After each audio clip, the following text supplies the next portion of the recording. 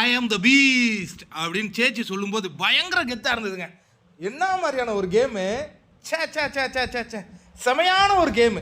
அந்த கடைசியில் அந்த ட்விஸ்ட்டு செம்மையாக இருந்ததுங்க. அதாவது என்னென்னா விக்ரம் கிட்டேயும் சாண்ட்ரா கிட்டேயும் தான் கோல்டன் பால் இருந்தது.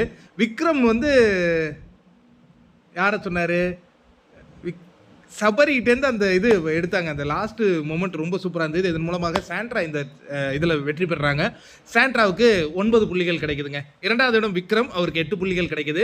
அதற்கு அடுத்தது சபரி, அவருக்கு 7 புள்ளிகள் கிடைக்குது.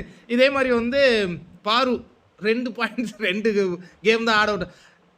அந்த சைக்கோ கிட்ட போய் மாட்டிக்கிட்டு சைக்கோவால் 4 புள்ளி பெறுகிறார்கள். 2 கேம் ஆடினா கூட நல்ல பாயிண்ட்டுங்க, செம்மையாக வந்துச்சு.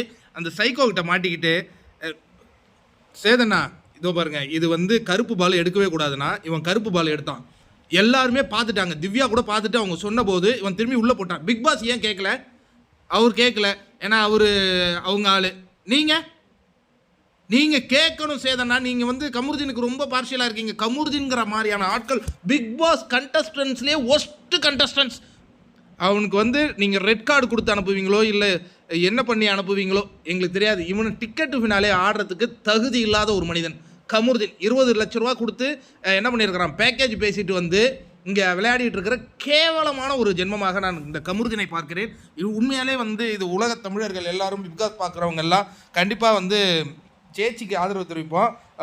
பாருக்கு வந்து உங்களுடைய ஆதரவை நீங்கள் கொடுக்கணும். என்ன காரணம்னு வச்சிங்களேன், இந்த கேமை நீங்கள் பார்த்தவங்க கேடு கட்டவங்க கூட இந்த மாதிரி பண்ண மாட்டாங்க. மனசு முழுவதும் வெஞ்சன்ஸ் வச்சுட்டு எதுக்குடா கேம் ஆடுறீங்க? ஆனால் அந்த சேச்சி வெற்றி பெறும்போது கூட பாரு தானே ஜெயிச்சது போல் சந்தோஷப்பட்டுட்டு சேச்சியை கட்டி பிடிச்சி வாழ்த்துக்கள் சொல்கிறாங்க. எங்கடா கொண்டு போய் வச்சுக்கிட்ட உன் மூஞ்சை கமருதீன், இனி உன் மூஞ்சை எங்கடா காட்டுவ? கேவலமான பிறவியாக மாறிட்ட பார்த்தியா?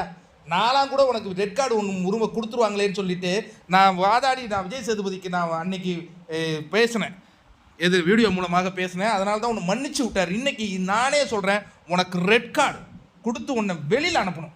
உன்னுடைய 20 லட்ச ரூபா ஸ்வாக் ஆகணும். காசு கொடுத்துட்டு உள்ளே வந்துட்டு சரி ஒழுங்காக விளையாடிட்டு போயேன் கேமை.